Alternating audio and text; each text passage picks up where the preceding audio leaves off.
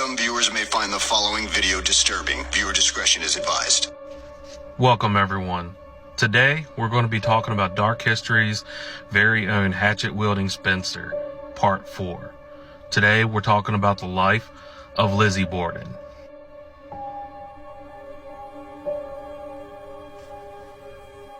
Now, after the incident that would involve the pigeon coop, many people believe that this would be the straw that broke the camel's back, as after this incident, it would lead to the incident that would make this family infamous.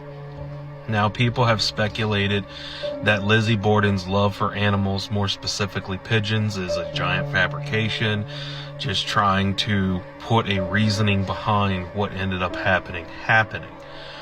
But there is one thing that cannot be disputed about this, as way after the events of the incident that involved the pigeons, right before Lizzie Borden's death, she would donate $30,000 to the Fall River Animal Rescue League, or roughly about $500,000 in today's money.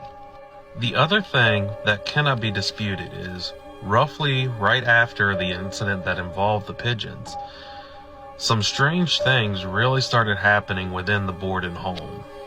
In fact, a week to the day of the pigeon incident, it has been stated that Lizzie Borden and Abby would actually get into a very heated verbal altercation, to the point that Abby would leave for a vacation in the vacation home in New Bedford. What I found very odd is Emma has always been very against Abby, to the point that she would avoid any contact with Abby whatsoever. And this was the first thing that I found very peculiar. The second thing that I found just as peculiar is the fact that Emma not only went with Abby, but took a vacation in the vacation home in New Bedford, which was another rare thing, as the family did not take many vacations, as vacations cost money. Now, regardless of how peculiar it was, while the ladies were away, their house would actually be robbed. And this would be very peculiar because the only people living at the house at around the time around this vacation would be Lizzie Borden and Andrew. But on one particular day, when Andrew was out with his morning walk like he normally would, someone would break into the home and steal roughly about $3,000 in today's money worth of items. Now, it should also be noted that out of all the items that were stolen in the house, the only things that were stolen were items that belonged to Abby, which was another very peculiar thing. It's said that Lizzie Borden would be one of the prime suspects and would be investigated, but nothing really came of it. But it should also be noted that Lizzie Borden, within her lifetime, was also known as somewhat of a kleptomaniac. So it's very possible that Lizzie Borden staged a ruse to make a lot of people in the Borden household very paranoid. And this little ruse would actually be successful, because right after this robbery, Andrew Borden would make a very strict rule that anyone who would ever leave the house, all doors and windows would have to be locked at all times.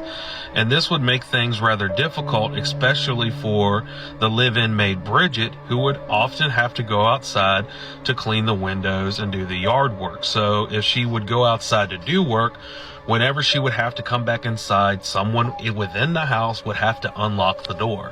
This is also a very important piece of information to remember. The other thing that would be very odd is, days prior to the incident, the family would actually have a case of food poisoning. This particular food poisoning would be so bad that almost everyone in the Borden house would get deathly sick. Everyone, that is, except for Lizzie Borden herself. Even Emma, Abby, and the live-in maid Bridget would also become so sick that they would be throwing up on a regular basis. Now, Abby, who was not only concerned about her health, but the health of everyone within the household, would actually go against Andrew's wishes and sneak off to talk to a doctor who lived up the road, Dr. Bowen. And when she arrived at his clinic, she would tell the doctor about all of the symptoms that the family had been having. Dr. Bowen would quickly ask Abby what was the last thing they had to eat, to where Abby would tell Dr. Bowen that they had actually been eating on some mutton that was laying on the counter for the past week. Now, Dr. Bowen had speculated and theorized that the mutton that the family was eating on was actually the culprit, but there could have been other factors to add into the food poisoning. It's been stated that prior to the food poisoning, Lizzie Borden had actually went to a druggist, and when she arrived at the druggist, she would request that the druggist would prescribe her a small bottle of cyanide, and she would tell the druggist the reasoning behind the cyanide was to clean some furs that had gotten dirty at her house. But the druggist would actually not prescribe her the cyanide, but it should be noted that it's possible Lizzie Borden had tried to poison her family prior to this incident. Which should also be noted, on August the 2nd, 1892, later that afternoon, Andrew Borden's only known friend in the world would pay them a visit.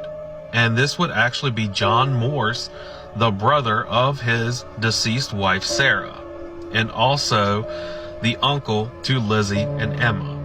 Now, prior to John Morse actually coming and visiting the family, Dr. Bowen would actually take it upon himself to check up on the Borden family and see how they're doing after prescribing them some castor oil. But unfortunately, Andrew Borden would be the person to answer the door. And it is around this time that Andrew found out that Abby had snuck off to see the doctor, to which a very angry Andrew Borden would tell the doctor that he did not make the house call, he did not ask for any medicine, so therefore he was not going to pay him for anything.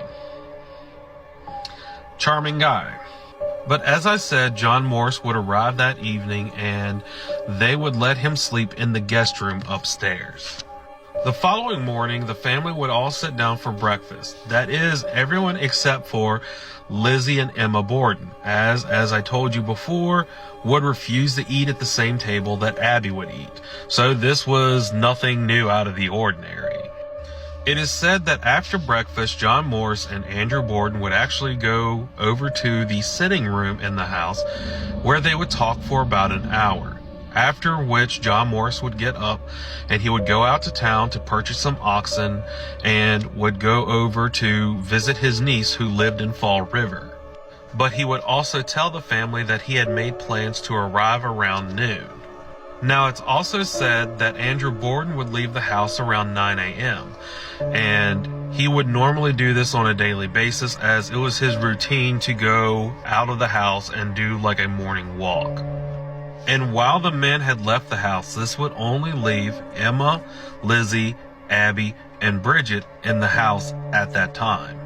Now, a lot of times when the women were at home at the house with Bridget, they would also, like I said, help Bridget with a lot of the chores. And this would be no different considering that they were still fresh from the quote-unquote food poisoning that the family was been suffering just a day prior. But Abby would inform Bridget to go outside to clean some windows. And Bridget was actually on her way outside to actually throw up because she was still, like I said, sick from the food poisoning. Now, as I had said before, after the robbery, Andrew would inform everyone in the house to always keep the doors locked at all times.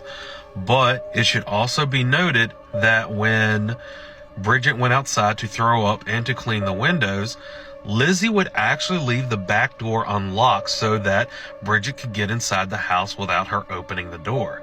And it's around this time that Abby would go upstairs to clean the guest room.